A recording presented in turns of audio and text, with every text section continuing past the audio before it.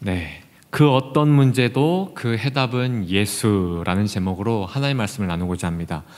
캘리포니아주 산타 바바라에 소재한 웨스트몬트 칼리지에 철학 교수로 계시면서 특히 생명윤리 분야에서 지명도가 굉장히 높으신 목사님이 계십니다. 그 이름은 로버트 웬버그라는 목사님입니다. 이 목사님은요, 고등학교 시절에 로마서를 읽고 로마서를 공부하다가 값없이 받은 하나님의 사랑과 용서를 깨닫고 기독교 신앙을 받아들였다고 합니다. 짜릿하고 의욕적인 신앙생활을 하던 중에 목사님은 하나님의 콜링을 받았습니다. 그리고 신학대학원에 입학했습니다. 그런데 아이러니하게도 이 목사님은 신대원에 입학하고 나서 영적인 딜레마에 빠지게 되었습니다. 고등학교 시절 설교를 통하여 확신에 찬 하나님의 응답을 얻었습니다. 그리고 학생부 수련회에 참석해서 열정적인 찬양, 뜨거운 기도를 통해서 성령 체험도 했다고 합니다. 복음의 노른자라고 하죠. 로마서. 제가 서두에도 금방 말씀드렸듯이 이 로마서를 공부하다가 값없는 하나님의 은혜를 깨닫고 진정한 신앙을 얻게 되었다고 합니다. 그런 분이 신학대학원, 다른 데도 아니고 클럽도 아니고 뭐 다른 데도 아니고 신천지도 아니고 신학대학원에 입학해서 믿음이 더 깊어지기는커녕 반대로 영적인 딜레마에 빠지게 되었다는 것이죠. 그 딜레마는 다름이 아닌 하나님에 대한 존재론적 의심이었습니다. 하나님에 대한 존재론적 의심.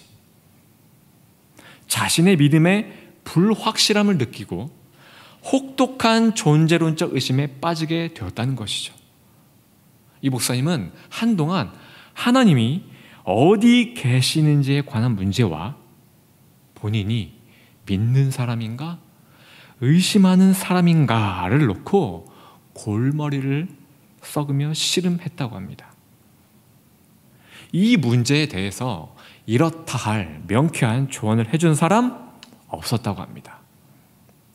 결국 목사님은 자신을 믿고 싶은 의심자가 아니라, 다시 한번 말씀드립니다. 자신을 믿고 싶은 의심자가 아니라 의심하고 싶은 그리스도인으로 규정을 했습니다. 의심을 인정하되 그것에 휘말려 들지 않는 것이 중요함을 깨달은 것이죠. 의심을 인정하면서 동시에 의심에 휘둘리지 않는 것을 깨달은 목사님은요, 이후에 급속도로 신앙이 성장하게 됩니다. 확고한 믿음의 사람으로 변하게 되었습니다. 그리고 이 로버트 웬버그 목사님은요, 현재 본인과 같은 영적인 딜레마에 빠진 사람들에게 막대한 영향을 끼치고 있습니다. 특별히 의심과 혼란, 이것으로 이렇다 할 조언을 줄 수 없는 문제 있죠. 난해한 문제들. 그러한 고통을 겪고 있는 그리스도인들에게 아주 선한 영향력을 끼치는 귀중한 하나님의 종으로 쓰임받고 있다고 합니다. 이분이 하신 말씀 중에 저는 개인적으로 굉장히 인사이트가 있었던 말씀, 믿고 싶은 의심자가 아니라 의심하고 싶은 그리스도인. 의심을 인정하되 받아들이되, 솔직히 받아들이되 그 의심에 휘말려 들지 않는 것이 중요하다. 이 말씀을 통해 저는 또 한 명의 인물이 떠올랐습니다. 많은 그리스도인들이 존경하는 목사님이죠. 그리고 이분의 글을 토대로 만든 이 찬양을 부르면 저는 항상 우리 이진우 목사님이 항상 떠올라요. 우리 이진우 목사님. 바로 디트리 본회퍼 목사입니다. 디트리 본회퍼. 선한 능력으로 찬양 기억하시죠? 히틀러, 나치 정권을 전복하려는 음모에 연루되어 투옥되었다가 결국 처형당하셨습니다. 보네퍼 목사님은 생각을 행동으로 옮기는 흔치 않은 분이셨습니다. 보네퍼 목사님은요, 심오한 신학 사상가요. 이분이 남긴 글은 오늘날까지 전해져 많은 사람을 풍요롭게 하고 감동을 주고 있습니다. 또한 보네퍼 목사님은 위험을 무릅쓰고요, 나치의 악에 대항하고 급기야 목숨까지 잃은 용기 있는 행동가였다는 것이죠. 정말 놀라운 것은요, 대단한 것은 보네퍼 목사님의 가족, 그리고 친구, 약혼자와 격리되어 불확실한 미래만 바라보던 이 목사님은요, 우리와 같이 평범한 사람은 거의 경험하기 힘든 신앙을 위협하는 혹독한 시련에 맞섰다는 겁니다. 정말 존경할 만한 분입니다. 대단하신 분입니다. 그런데 이 사실을 아십니까? 보네퍼 목사님이 감옥에 있을 때 다음과 같은 글을 쓰셨습니다. 잘 들어보세요. 감옥에서 쓰신 글입니다. 나는 누구인가? 사람들은 말합니다. 내가 감옥에서 걸어 나올 때 궁을 나서는 왕처럼 침착하고 활기차고 당당하다고. 나는 누구인가? 사람들은 말합니다. 수감자답지 않게 관대하고 당당하고 자유롭게 간수에게 말을 건넨다고. 나는 누구인가? 사람들은 말합니다. 여유만만한 미소를 지으며 당당하게 이 고난의 시기에도 승자처럼 이 고난의 시기를 견뎌낸다고. 사람들이 말하는 모습이 정말 내 모습일까?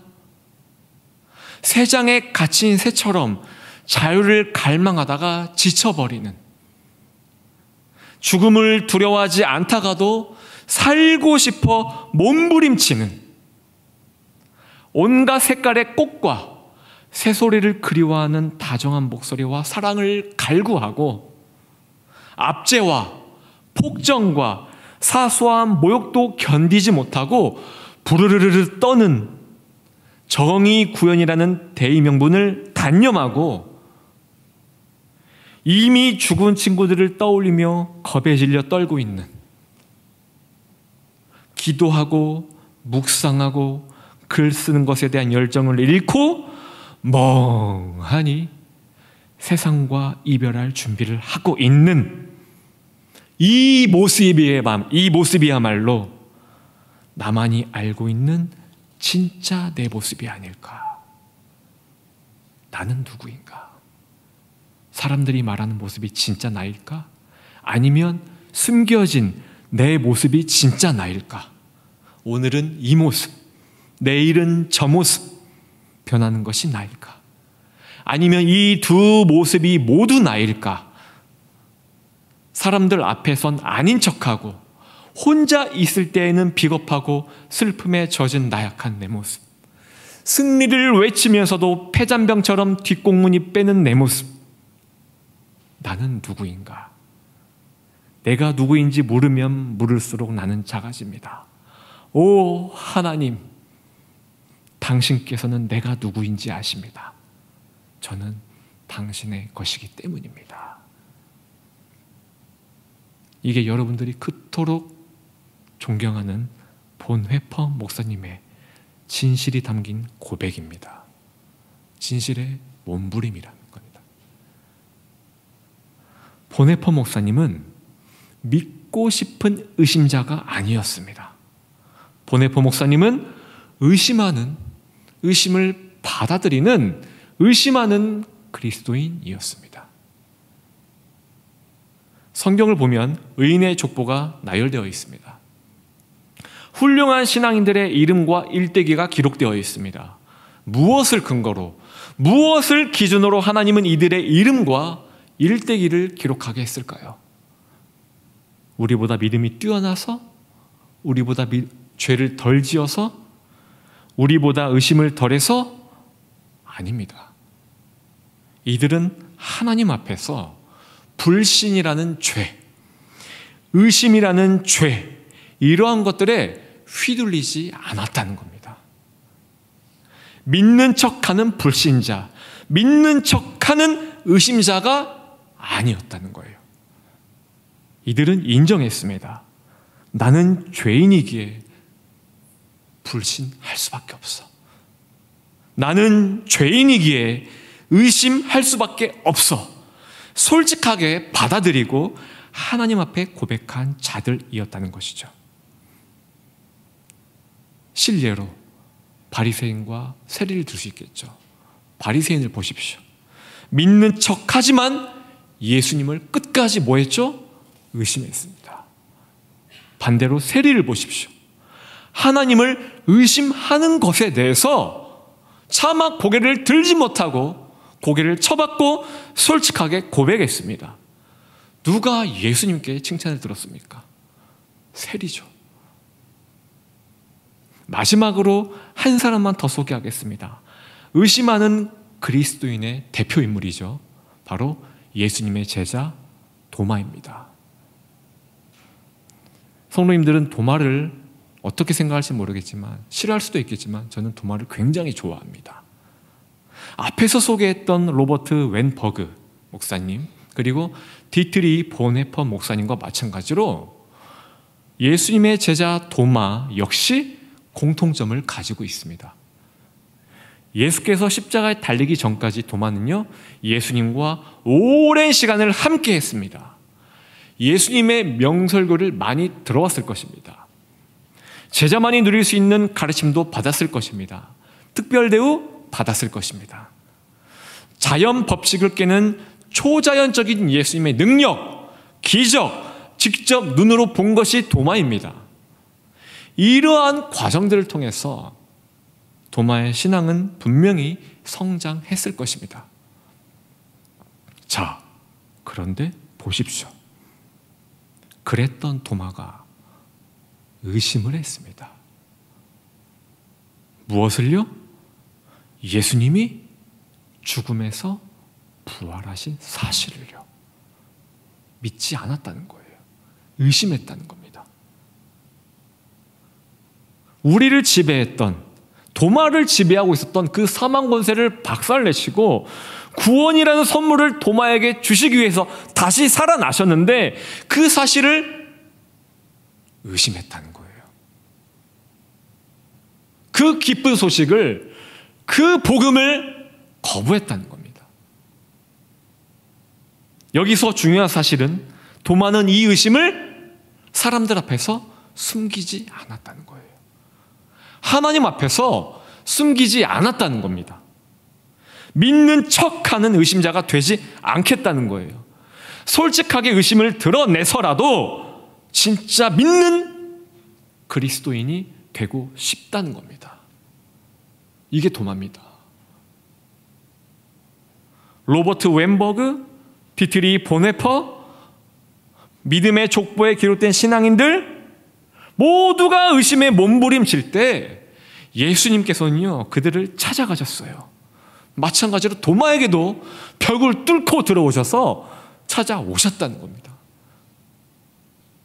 도마는 예수님을 만났습니다. 그리고 도마가 품었던 의심은 확신으로 바뀌게 되었습니다. 자, 지금까지 의심이라는 주제를 가지고 여러 사람들을 소개했습니다. 자, 이제 이 모든 것들을 우리에게 적용해 봅시다. 남일이 아니죠? 여러분 앞에 서 있는, 강단에 서 있는 김완성 목사, 저 역시도 지금까지 겪었던 일입니다. 그리고 현재 진행형입니다.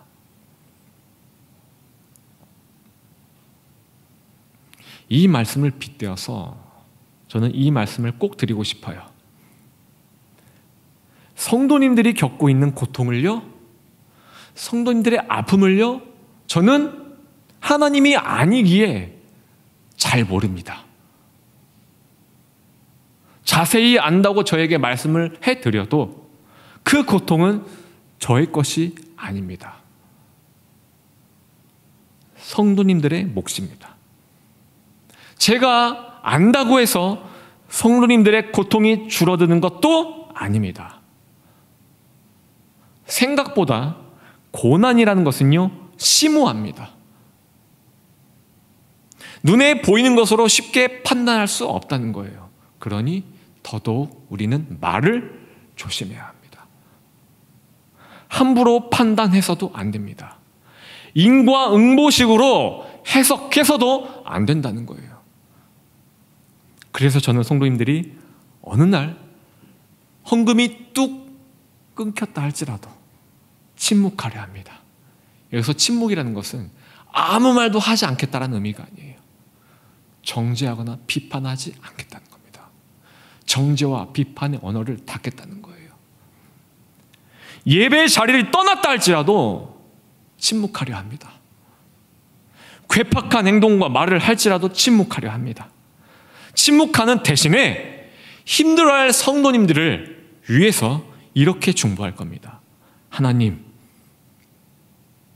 고난 때문에 하나님을 향한 원망, 불신, 의심, 이러한 것들을 숨기지 않게 하여 주시옵소서.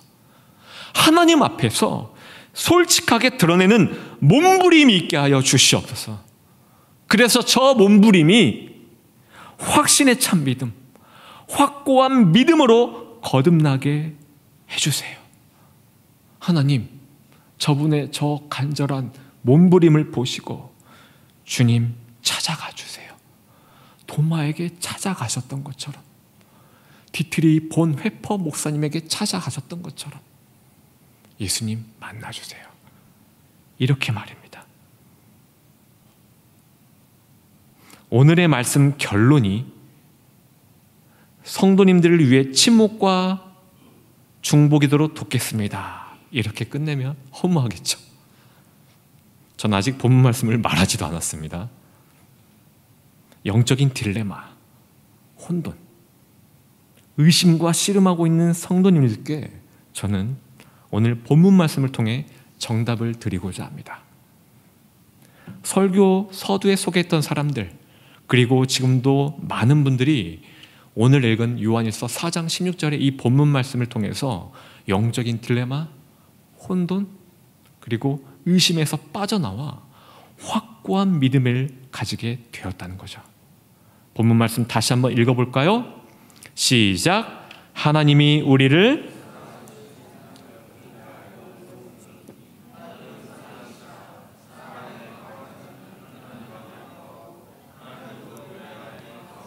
아멘. 성도님들의 영적인 딜레마, 그리고 혼돈, 의심을 숨기지 말고, 아닌 척하지 말고, 하나님 앞에 솔직하게 그것들을 가지고 나와서 그것을 가지고 사랑의 현장에 뛰어들라는 말씀이에요. 이게 해답입니다. 사도 요한은 눈으로 직접 봤습니다. 현장에서요. 무엇을? 십자가에서 우리에게 보여주신 예수님의 사랑을요. 다른 제자는 다 도망갔지만 유일하게 요한은 십자가 아래에서 예수님의 사랑을 본 사람입니다. 그 사랑이 요한을 뒤집었다는 거예요. 사랑의 현장에서 요한이 뒤집어졌다는 겁니다. 제가 그래서 높아심에서 아까 말씀드린 거예요. 어제 하신 담임 목사님 말씀을 듣고 감동받아서 제가 말씀을 수정한 게 아니라는 것을요. 보아너게 아시죠? 울의 아들. 얼마나 성격이 불같았으면 예수님이 붙여준 별명입니다. 그게 요한이에요. 그러한 요한이 다른 그 무엇도 아니고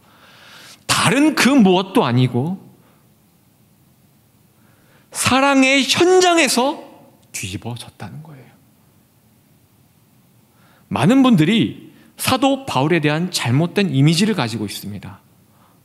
바울은요, 굉장히 냉철하고 차가우며 거친 사역자다, 이렇게 우리는 알고 있어요. 물론 예수님을 만나기 전까지는요. 다메섹에서 예수님을 만났죠. 요한처럼 바울 역시 뒤집어졌습니다. 그리고 바울이 고린도전서 13장에 뭐라고 기록했죠? 그런즉 믿음, 소망, 사랑, 이 세 가지는 항상 있을 것인데 그 중에 제일은 사랑이라. 너희는 가장 큰 은사를 사모하라. 가장 큰 은사는 바로 사랑이니 이 사랑이 없이는 모든 것이 헛되며 사랑만이 사람을 살릴 수 있다. 요한만이 사랑의 사도가 아닙니다. 바울 역시 사랑의 사도였다는 것이죠. 바울을요, 냉혈 인간으로 만들지 마세요. 천국에서 억울해합니다. 특히 바울은 서신서를 기록할 때 잘 읽어보십시오. 서신서를 기록할 때 예수님의 이론, 가르침, 이론에 중점을 두지 않았습니다. 바울은요, 서신서를 다 기록했을 때 예수님이 우리에게 행하신 일, 십자가의 사랑, 사랑의 현장, 이것에 중점을 두고 기록했습니다. 성도님들은 누구보다 예배를 많이 드리고 있습니다. 누구보다 설교도 많이 듣습니다. 묻겠습니다. 그래서 마냥 좋습니까? 행복합니까? 아니잖아요. 아니잖아요. 그렇죠? 저도 안 그래요. 목사님들이 강단에서 그렇게 침을 튀겨가며 외치는 말씀에 순종하고 있습니까? 아니잖아요.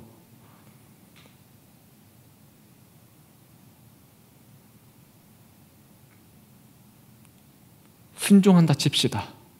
뜻대로, 계획대로 성도님들의 인생이 풀리던가요? 아니잖아요. 말씀드렸잖아요. 고난은 생각보다 복잡하고 심오하다고요. 내 뜻대로 풀리지 않습니다. 전혀 예상 못한 어려움이 불쑥 찾아옵니다. 그게 고난이에요. 그게 시험입니다. 그럴 때마다 나는 힘들어 죽겠는데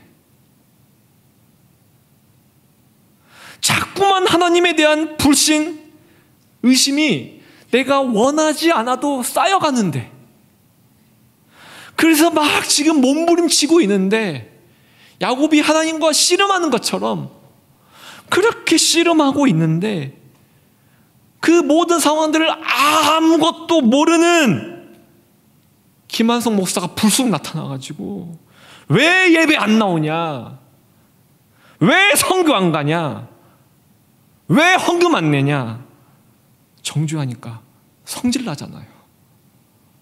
그쵸? 승질 나잖아요. 저희 아버지가 이랬습니다. 저희 아버지가 딱 이랬어요. 돌아가신 저희 아버지가 이랬습니다. 성경 공부나 설교로 변화되지 않았습니다. 저희 아버지. 저희 아버지는요, 교회를 불지르고 목사님을 죽이겠다고 협박까지 하신 분이에요. 제가 중등부 회장, 고등부 때는 레크레이션 부장, 워십 회장 뭐 다 했어요. 찬양팀 리더. 열심히 예배드리고 있는데 갑자기 뒤에서 뭘 누가 팍 잡는 거예요. 아버지예요. 육두 뭐 욕을 삐삐삐삐 하면서 막 끌고 나가는데 어찌나 쪽팔리던지.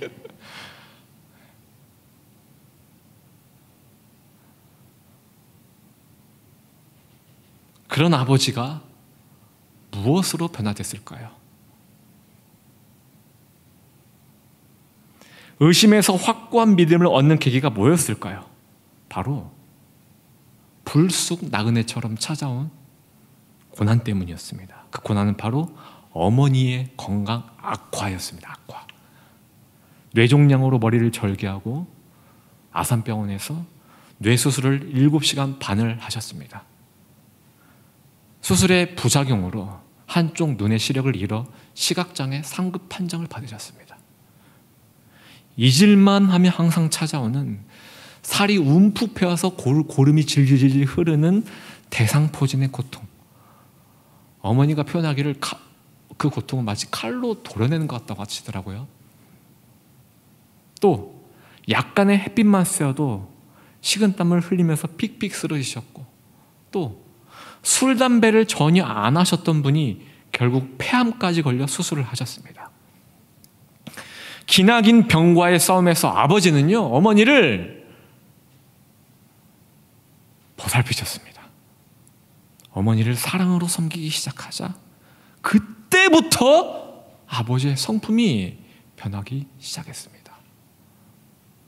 그리고 더 나아가서 어머니의 섬김, 가정에서 아내를 섬기기 시작하자 그것이 점점 커지더라고요. 어려운 이웃을 돌아보기 시작했고 교회들을 섬기기 시작했습니다. 언제나 아버지는요, 섬김이 필요한 곳에, 사랑이 필요한 곳에 찾아가셨습니다. 아버지는 사랑의 현장에서 예수님을 만났습니다. 그리고 그 사랑의 현장에서 심정지로 결국 돌아가셨습니다. 이젠 제 얘기를 잠깐 해볼게요. 선교가 중요한 것 잘 알고 있습니다. 어렸을 때부터 익히 들어서 알고 있습니다. 그리고 어제 담임 목사님의 설교 통해서도 다시 한번 깨닫게 되었습니다. 신대원에서 선교가 얼마나 중요한지 많이 배워왔습니다. 잘 알고 있습니다. 그러나 저는 선교가 싫었습니다. 이유는 사람에게 지쳐서예요. 쓸데없이 난무하는 사람들의 말들, 다툼, 그리고 교만. 여기서 말하는 교만은 선교를 가지 못한 사람을 향한 정죄, 선교 간 사람과 가지 않은 사람과의 쌓여있는 벽. 이러한 것들을 오랫동안 봐와서 그런지 저는 선교에 대해서 굉장히 부정적이었습니다. 이것이 정말 하나님이 원하시는 선교가 맞나? 기뻐하시는 선교가 맞나? 저는 몸부림쳤습니다. 정말 몸부림쳤습니다. 왜? 힘들었기 때문에. 하나님, 그래도 명색이 목사인데 예수님이 우리에게 주신 지상 명령, 강령, 선교, 전도, 제가 많이 하지는 못하더라도 부정적인 생각을 가지고 있는 것은 앞으로 제가 사역하는 데 있어서, 말씀을 전하는 데 있어서 걸림돌이 되지 않겠습니까? 영혼 구원이 가장 중요한 것인데 예수님은 그것을 위해서 육신을 입으시고 이 땅에 오셨는데 이것에 대해 부정적인 사고를 가지고 있으면 저 목회 어떻게 합니까? 저는 이 의심을 받아들였습니다. 숨기지 않았습니다. 물론 여러분 앞에서는 숨겼겠죠. 하나님 앞에서는 다 토설했어요. 정말 간절히 몸부림쳤습니다. 살고 싶어서요. 내 영이 살고 싶어서. 그랬더니 작년에 하나님은 저를 네팔로 끌고 가셨습니다. 목회자는 저 혼자였습니다. 의지할 목회자 없습니다. 혼자입니다. 설교가 하기 싫어서 누군가에게 떠맡길 목회자 없습니다. 혼자입니다. 싫어도 다 해야 합니다. 그래서 했습니다. 말씀도 최선을 다해서 준비해 갔습니다. 드럼도 열심히 가르쳤습니다. 아이들과 열심히 교제했습니다. 왜? 사역자가 혼자이기 때문에. 어디 짱 박히질 못해요. 제가 다 해야 돼요. 그러면서 아이들의 아픔이 그 여느 때와는 그 과거의 어떤 선교보다는요, 특별히 그 작년 네팔 선교에서 그 아이들의 아픔, 그 깊이가 선명하게 제 눈에 들어오기 시작했어요. 그들이 현실에서 겪고 있는 고민과 아픔, 그리고 가난함을 봤습니다. 저는 그들의 고민과 아픔을 끌어안아줬습니다. 끌어안아주는데 머릿속 막 이가 점프하는 거예요. 오물것 같아서 제가 의외로 비유가 약하거든요. 꼭 끌어안아주면서 이가 튀는 머리, 냄새가 나는 머리를 제가 손을 얹고 안수를 해주는데요, 눈물을 펑펑 쏟았습니다. 안아주고 축복해줬습니다. 그리고 뒤집어졌습니다. 누가? 그들이요? 아니요, 제가요. 제가 뒤집어졌습니다. 네팔에서 선명한 예수님의 음성, 저는 들었습니다. 그동안 가지고 있었던 영적인 딜레마, 선교에 대한 영적인 딜레마, 선교에 대한 혼돈, 선교에 대한 의심, 이 모든 것이 네팔 그 사랑의 현장에서 다 해결되었습니다. 그래서 저는 요한이 기록한 이 오늘의 본문 말씀을 조금은 알 것 같습니다. 요한도 사랑의 현장에서 뒤집어졌잖아요. 하나님은 사랑이시라. 사랑 안에 거하는 자는 하나님 안에 거하는 것이고 하나님도 그의 안에 거하시니라. 사랑을 품고 사랑을 전하는 자 안에 하나님이 거하시느니라. 우리가 사랑의 현장에 있을 때 하나님은 만나 주신다는 말씀이에요. 우리가 사랑을 전할 때 하나님은 만나 주십니다. 아멘. 도마에게 찾아오신 예수님은 사랑이셨습니다. 의심과 혼돈으로 몸부림쳤던 보네퍼, 로버트 웬버그, 사랑이신 예수님이 찾아오셨습니다. 바울 역시 다메섹 도상에서 사랑이신 예수님을 만났습니다. 모두가 사랑의 현장에서 몸부림치고 있는 그들에게 나타나셨다는 거예요.